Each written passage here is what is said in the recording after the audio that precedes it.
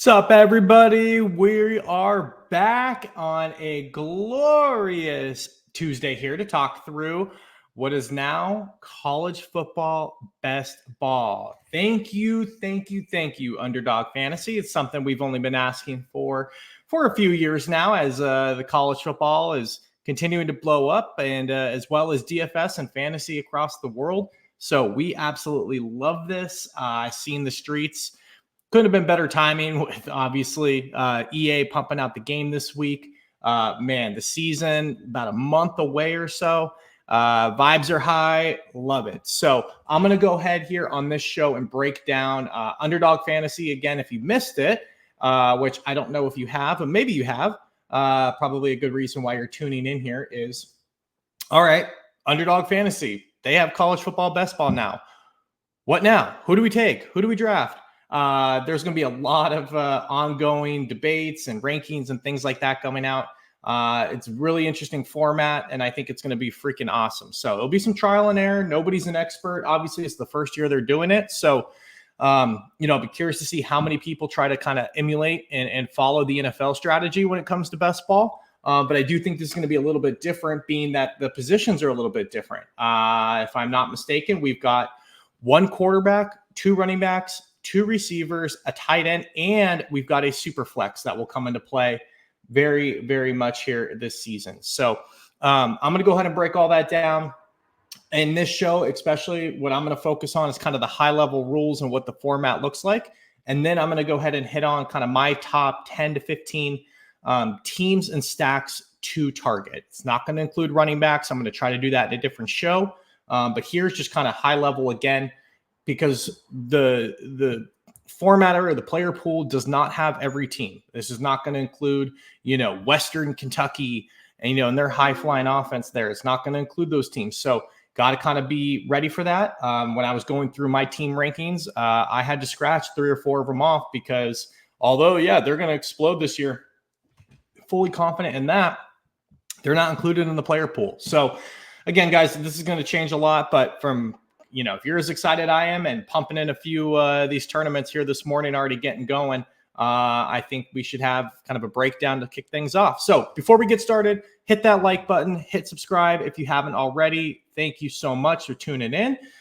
Let's rock and roll. All right. So the first contest that they released is a 20K to first tournament. It's going to be an 11,000 person field with a $10 entry fee.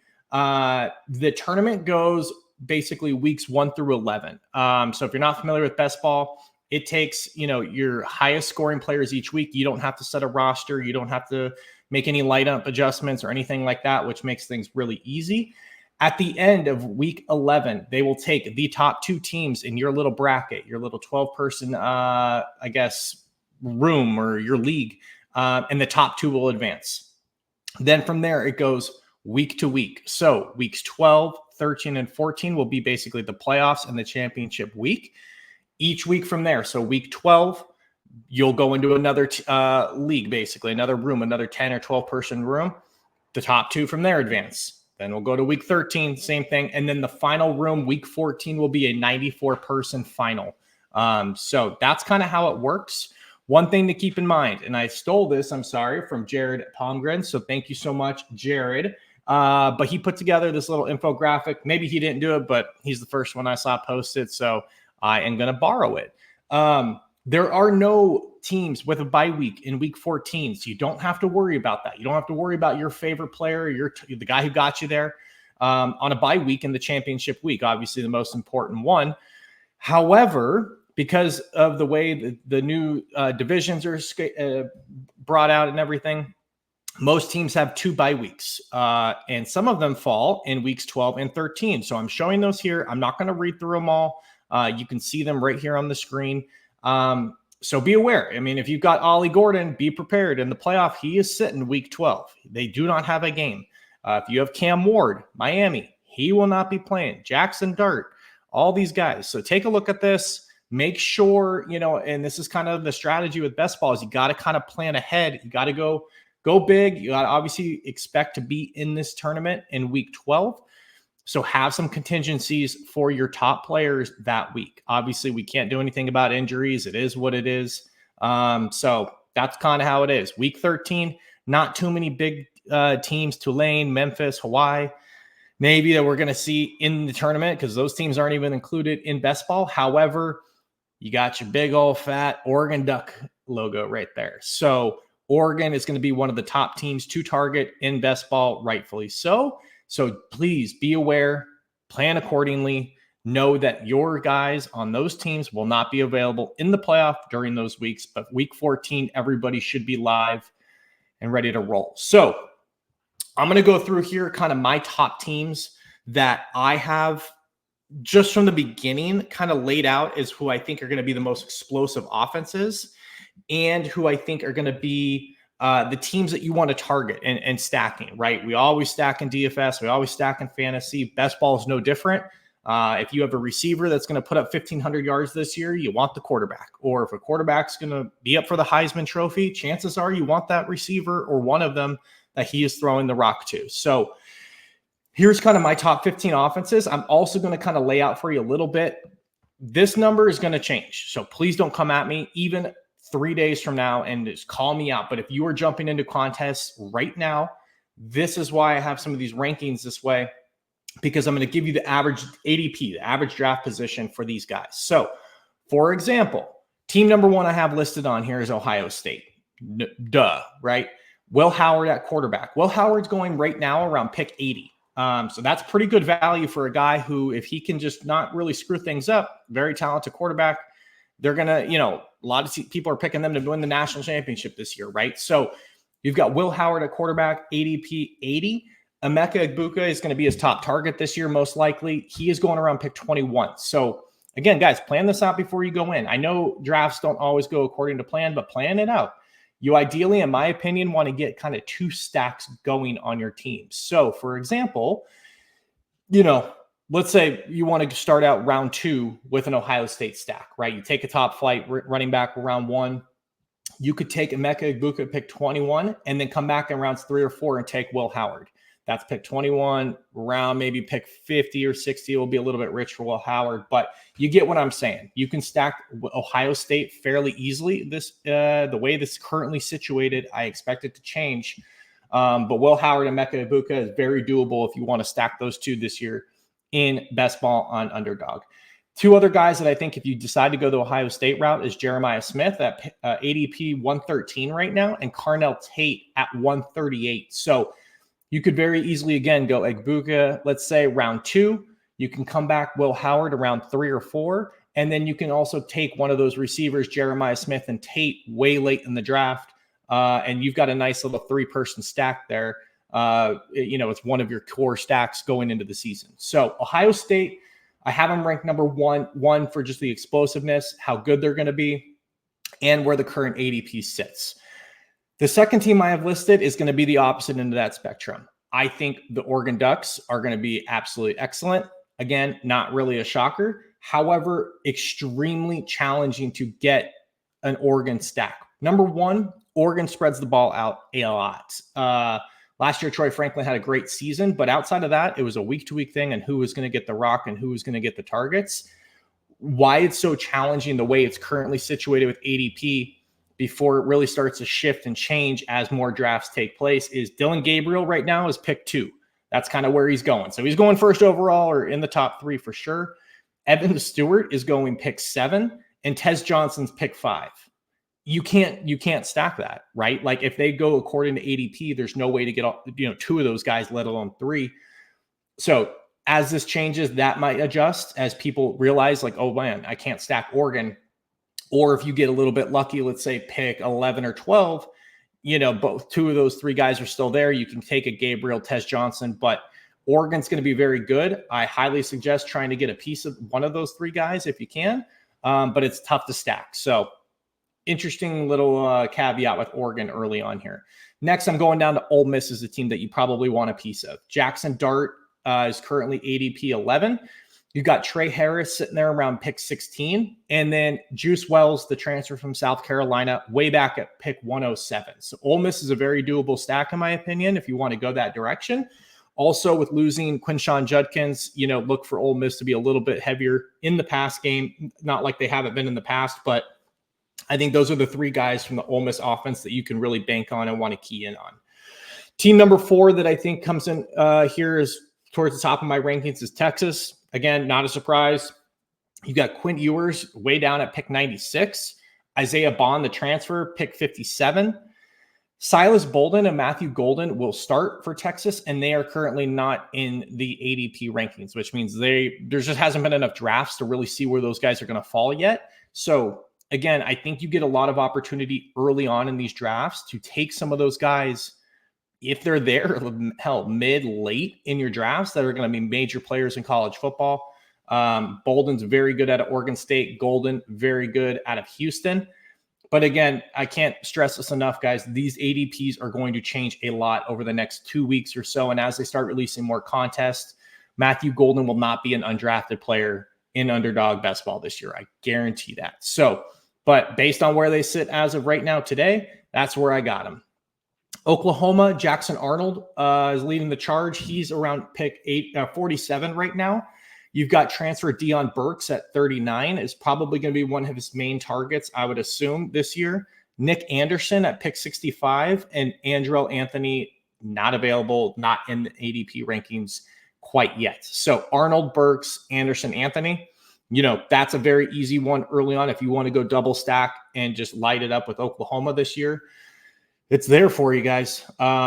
Moving on down, I'm going to be much higher on this team than I think a lot of people, but it's just an interesting discrepancy. You obviously need a top pick to do this one, but Tatora McMillan for Arizona, he's going top 3 right now. He's probably still, no matter what, even if the rankings change, going to be like a top 5 guy. But Noah Fafita is all the way down at 106 right now. So you could go really high with McMillan, take a running back, take a few other pieces, and then come back and get Fafita much later in the draft to kind of round out your stack. I like that quite a bit. Moving down, no one's talking about him. I know this, but with the offense that I know, this team is probably going to have Kalen DeBoer goes down to Alabama. I expect them to be a little bit more wide open. We'll see if Jalen Milroe can do it, but Kalen DeBoer has got quite the track record of turning offenses into absolute superstars all over the board. Jalen Milroe's right now around pick 18. You've got Jeremy Bernard, 28, the transfer from Washington who followed DeBoer. Kobe Prentice right now is not available. He's not really getting picked in the ADP. And then Ryan Williams. He's a guy that I think is your long shot. One of the most talented true freshmen in the country. He's going to make an impact. I just don't know quite how much. Is he going to be a guy that, establishes himself really early as Alabama's alpha in the receiver room? Possibly. Is he a guy who has kind of a middle of the road first year? He could very well be that. Or is he going to think of like a Zachariah Branch last year that just popped on the scene and immediately just was like, oh my God, this guy's amazing. So don't really know what to expect. But again, if he's there and when your last couple picks, I think taking a shot on Ryan Williams, especially if you're going to go an Alabama stack, makes a ton of sense. Moving on down, stack number 8 I currently have is Tennessee. I'm not going to say his last name because I've already mispronounced it once on one of these shows, and it was pretty embarrassing. So Nico, their quarterback, he's going around pick 13. I think it's a pretty good value there. I've already taken him once today. So Nico, Squirrel White is around pick 42. Brew McCoy, one of his other main options, is currently not in the ADP. And then Chris Brazel, pick 152, transfer from Tulane. He is going to have a big impact with the Vols this season. I think Tennessee, as you know, Josh Heupel's offense, they're going to make some noise as always. Next up, UCF. KJ Jefferson transfers in from Arkansas. Everybody's been talking him up, how good he looks down there. Pick 27, I think that's pretty good value for him. Kobe Hudson at pick 63 right now. I think that's, again, another team that's pretty easy to stack, especially when you round it out with Xavier Townsend around pick 214. I think UCF is a pretty interesting kind of middle of the road stack or like a secondary stack if you want to go there. Next up, Miami. Cam Ward transfers in. He's going around pick 76. We all know how good Cam Ward can be. We all know how much Miami has let us all down the last 2 decades. So we'll see if he can kind of right the ship for them and get these guys going. Xavier Restrepo is going around pick 9 or 10 right now. So he is a guy, obviously, if you're going to go Miami, you want to get your hands on probably as your first round pick. And then Jacoby George, round pick 108. Next up, everyone has their opinions, but Colorado, you can't deny, is going to have a pretty explosive offense, we would think. Shedeur Sanders, he's going around pick 54. Travis Hunter, around pick 50. And then Jimmy Horn Jr. as well, currently not rated on the ADP range. So Colorado's definitely in the mix as a stack that you should probably want to get a piece of, especially if you're doing multiple best balls. Going down the list here, I have Missouri, Brady Cook coming in around pick 69. Theo Weiss coming in around pick 169. Maybe it's a sign here. And then Luther Burden. He's going to be probably a top 5, top 7 pick. So same thing, similar to like Miami. If you're going to go Missouri route here, going to have to get Luther Burden as a top 5 pick and then round it out later with Cook and Weiss, or Cook or Weiss, or I'm sorry, Cook and then maybe Weiss if you want to do that. Virginia Tech. Kyron Drones, obviously one of the most talented quarterbacks, I think, in the country, who has not quite yet exploded onto the scene, and I expect that to happen this year. He's going around pick 41. Daquan Felton, pick 210. Ollie Jennings, 136, and then Jalen Lane, not currently on the ADP range. So I think Virginia Tech's very much in play for a stack you can look at. Oklahoma State, I have them down here just simply because of Ollie Gordon. You know, when you have a running back that good and who's kind of the de facto number 1 overall pick, he's going to take a lot of touches in that offense, right? So these guys aren't going to quite get the same volume as maybe some of these other teams. But Oklahoma State still has a very good shot to be one of the leading stacks this year in college football. Alan Bowman, he's currently not really on the radar being drafted. I expect that very much to change. Rashad Owens, pick 38, Brendan Presley, 29, and Dejon Stribling coming in at 195. Yeah, I think Oklahoma State, if you don't get your hands on Ollie Gordon there with one of the first few picks, should be in consideration as a later stack in the draft. USC, I have on here just because Lincoln Riley, man, whatever he does, offense is always good. Offense always explodes. Miller Moss, he's right now at pick 94. Zachariah Branch is probably the guy that I would stack him up with, but there's a few other receivers there if you want to go later and take some shots on those guys. The challenge with USC is, again, they just have like 900 receivers that they roll through. So it's a week-to-week thing on who's going to like pop off for those guys. But if you're going to go with Miller Moss and believe in the Lincoln Riley factor, I think, you got to get your hands on at least one of those guys. And then for honorable mention, 2 teams that I don't have listed in here because I'm trying to stick to 15 and I'm, pumped up and had too much coffee today. But honorable mention, I have Kansas in here and I have Houston. So if you want to go those 2 teams and those routes, I think nothing wrong with that in terms of stacks. That's it. Hopefully everybody enjoyed just this little kind of 20-minute crash course on what to expect. What is Underdog best ball for college football? As you know, I always talk mainly college football DFS, among a lot of other things on this channel. But when it comes to college football, it's DFS focused. But super psyched, obviously, about best ball. So that was a quick little crash course, a little bit of a breakdown, teams that I would target, teams that I'm looking at for me personally, and who I'm going to try to get my hands on. And yeah, hopefully they release a lot more contests, and hopefully one of you wins it. I'd love it for it to be me, but hopefully one of you wins it if it's not me. So good luck to everybody. If you haven't already, again, please hit the thumbs up. Please subscribe. Tune in for future shows. It helps a ton. And until next time, good luck.